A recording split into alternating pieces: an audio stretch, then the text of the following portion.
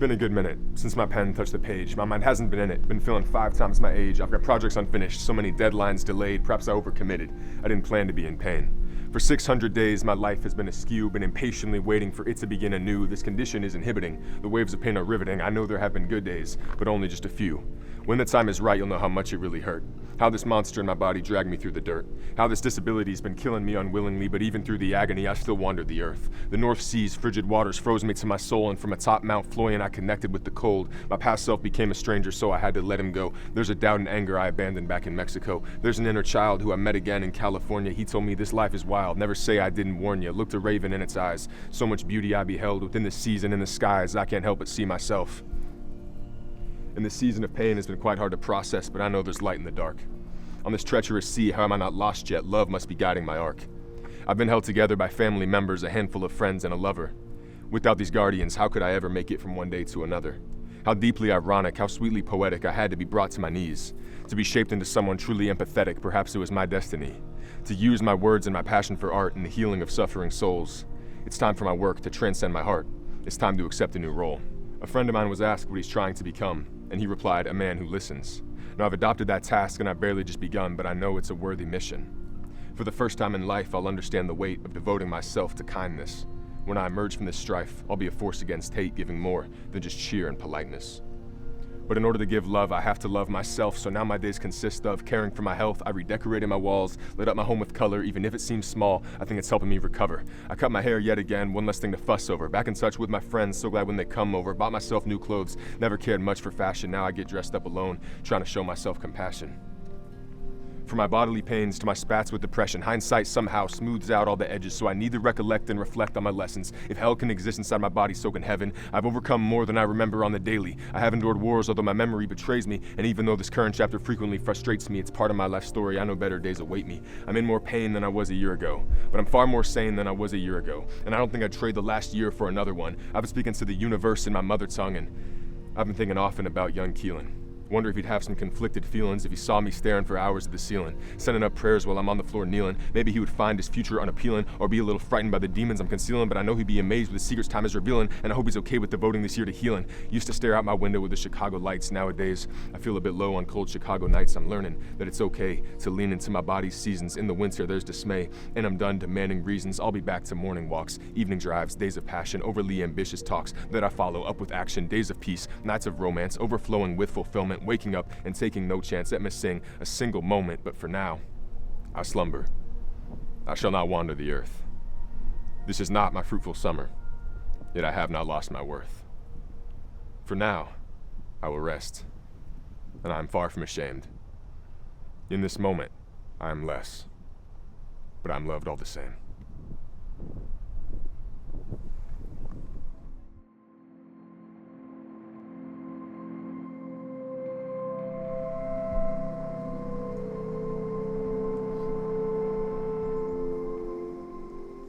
I passed violet flowers in Shaw Park 3 days ago. They reminded me how everything alive is made to grow. My internal seasons are aligning with the natural year, and springtime is a sign there isn't much I have to fear. I hardly ever spend time down by the Gateway Arch, but I see it on the train when I travel home in March. Been away so long, novelties are now traditions. Try to take it up with time, but I'm told he doesn't listen. My joy has been more solemn lately, but it's more deserved than the joy I had innately before enduring hurt. My hope has been a little fragile, sometimes I feel naive. Though I'm injured from this battle, I've got the strength to leave. My dad and I have bonded over pain we wish would go away, and when I start to feel despondent, he says, take it day by day. Camille says, I hate to see you hurt, it's been over a year. I say your presence and words make it all feel less severe. A northern man at heart, winter time is where I'm most at home. Fall is a close second, I feel autumn winds within my bones. Never knew I needed spring until I saw its healing power. Now I dream of summer nights. I've been counting down the hours, dreaming of riding a bike, surrendering to my momentum, dreaming of taking a hike, walking off woes till I forget them, dreaming of an evening drive, windows down, pain in the rear view, dreaming of living my life with no restrictions to adhere to. Walking through Chicago, and it's still snowing. Winter was a while ago, but the cold's ongoing. Hard not to dream of warmth and sunny days ahead.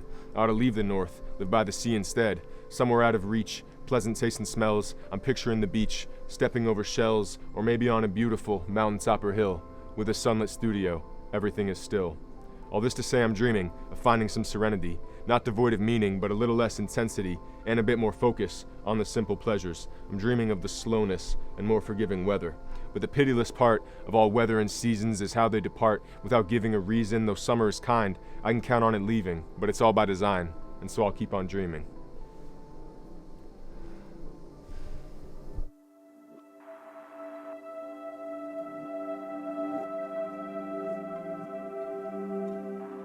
Lately I've traded strides for stumbles, shouts for mumbles, pride and joy for being humbled.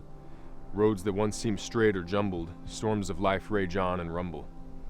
I guess before I rise I'll tumble and hope my foundations don't crumble, but if they must, I'll build anew from the dust and the rubble. The season has come for dreary skies and leaves of yellow, as our mother tries to give us beauty in the mellow before summer dies and winter says hello. I find such delight in harvest red and pumpkin orange. One of my best friends just flew to Florence and I wish her the best as I stay in the Midwest, still learning to prioritize my rest. She asked if I'd make the effort to visit. I said I'd get back to her in a minute. Sadly, airports have a baggage limit and the weight on my chest doesn't fit within it. I'm told the only constant is change. The hope amidst this herd is strange. It's a new feeling. It's a new healing. Flipping through books I read in my youth, tapping back into some long-lost truth. My legs ached the other day when I walked for a mile. It's been a while, longer than I thought. I somehow forgot how to carry myself with these feet. Aren't we such feeble vessels of bone and meat trudging through this delicate story? People tell me my 20s should be a time of glory, but I've been a little less adventurous, a little more cautious. The place I've been the most this year is a doctor's office. I'm a little less present and a little more bitter, but it's given me the space and time to reconsider who I am, what I do, what I want, what I make, where I've been, where I'm going, what I'm here to create. In the last 2 years, I've been brutally bruised, but I'm learning to live with the stones in my shoes. I've been known to be too obsessed with it all. I ought to put it to rest. My grandkids won't recall the days my hair was wild or the wrinkles in my clothes, but the wrinkles in my smile, I hope they remember those. This year went by fast. For once, I'm okay with it. I feared that my hope wouldn't last, but I'm sustaining it. Last fall, I had to give myself a reason to believe I could make it another 4 seasons. I was saddened by the sweet autumn days I was missing, but I told myself the leaves will fall again. Now it's 2023. My love and I are kissing as we feel a pleasant breeze, and I'm taking it all in. Still not quite where I'd like to be. I'm getting there. The life I seek feels far from me, but I'm aware that I can't take this old debris and just repair. For trees don't reach for fallen leaves with branches bare. They begin anew. And so I will too.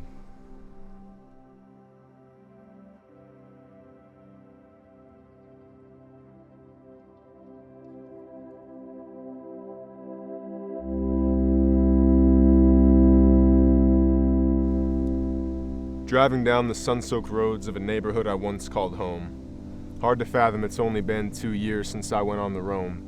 Feels like I've lived a lifetime since leaving January Avenue. I didn't mean to fall out of touch, I just did what I had to do. These canopies echo with a familiar tune. I never knew nostalgia could form so soon. I've been torn between cities for about half a year, replanting some roots while some others disappear. Settling down in my hometown was unplanned, everyone knows it. But this season is a needed one, so I'll accept it as if I chose it. The most innocent memories can invoke the cruelest sorrow, yet I'm finding solace in the fact my molecules are borrowed. I'm a mosaic of ancient matter. These atoms were never mine, but I must confess I'm flattered. The great cosmos gave me life, yes, I must admit I'm honored to take up this space and time, even on the days it's harder, to pretend I'm doing fine. Haven't been sleeping too well as of late. Might be readjusting to the will to be awake. My mind becomes active in nocturnal hours, and these cryptic dreams get increasingly louder. I dreamt I crossed paths with a panther. We locked eyes, and I saw my demise forthcoming. It approached with the grace of a dancer, but it did not intend to be gentle nor loving. Pupils of midnight and irises golden, matte black fur, something stirred within me. I could not deny the beauty of the beast I was beholding, even though this creature had chosen to torment me. And rather than ravaging or mutilation, the cat chose a much more peculiar tactic. It embraced me, and all at once I was encased in a living death trap, and the beast would not retract it. The panther was accompanied by a band of humans, a crew of women who illuminated its ways. They said, "In your predicament, there's only one solution. Surrender yourself, then you might survive the day." I remember this dream often, as if I lived it. And in a way I did, for I'll admit that it's an allegory for the story I've led these past years. I found resistance can be a path to certain death, while acceptance can be as vital as our very breath. I cannot forget those yellow predatory eyes, which I instinctively feared yet struggled to despise. I assigned no blame to the harbinger of my pain. Even as it constricted my muscles and veins, I found my fate beautiful. For once, not taking pleasure in the hurt, but just making peace with his existence and relinquishing resistance, because I think I finally learned to choose hope over bitterness. I choose to seek meaning in the story I've been given. I'm done aching for the life I used to be living. I choose to define for myself what content means. I'm tired of aspiring to be part of the mainstream. I choose to stop putting shit off until I feel better. I can't delay my escapades until I get the perfect weather. I choose to be re-immersed in my creative endeavors. Funny what an act of rebellion it is to surrender. And the snow-crested freeways are pretty. 300 miles till I reach the Windy City. 3 Januaries in a row I've made this drive. The passage of time is starting to hit me. In a couple weeks I drive to Michigan. Somehow it feels like a chance to begin again. In a couple days my friend moves in and then a new chapter starts as this one ends.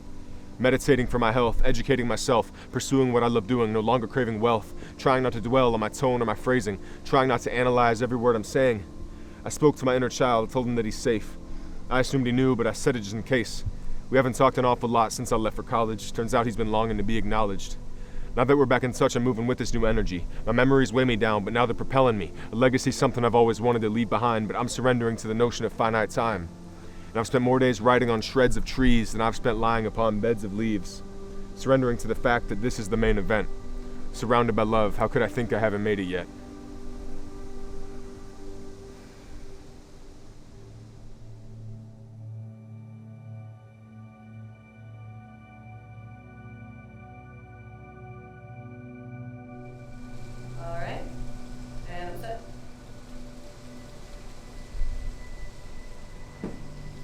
Time fell short on its promise to heal. I had to escort myself off of this wheel, feel like I was running with no destination, just waiting on something to be my salvation, the next medication. That ought to do it.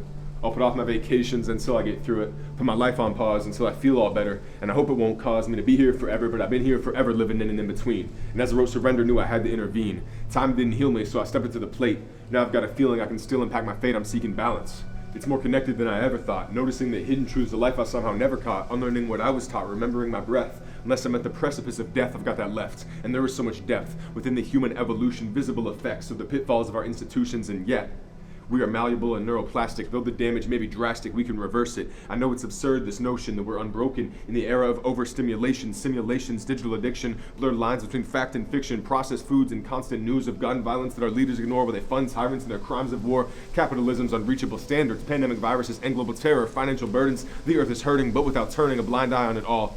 I believe we can still try to feel calm. Last Christmas, my grandmother lay in a hospital bed. Just a nod of her head was a beautiful moment. I told her, just know that you're loved. We'll heal together. This won't be forever. You'll make it. I know it. And when she awoke, she confirmed that she'd heard all the words. Amidst all that occurred, she could still feel our essence. Maybe that gave her the urge to hold on. I've learned there's nothing wrong with chasing a life full of presence. Man travels the world seeking what he needs, but always returns home to find it. I sought a balm to heal this body as it bleeds, yet the answers were written inside it. Forgoing the notions I thought unimpeachable. Contentment or greatness, I go with the first. Joy, peace, and love, all that I need is reachable. My cup is full, yet I can't quench this thirst. Accolades or friends, I'll go with the latter. As life gets more perfect, why do I get sadder? Fulfillment is internal, so I write in this journal each evening and morning to quiet the chatter. And I bike by the lake to remind myself I'm capable.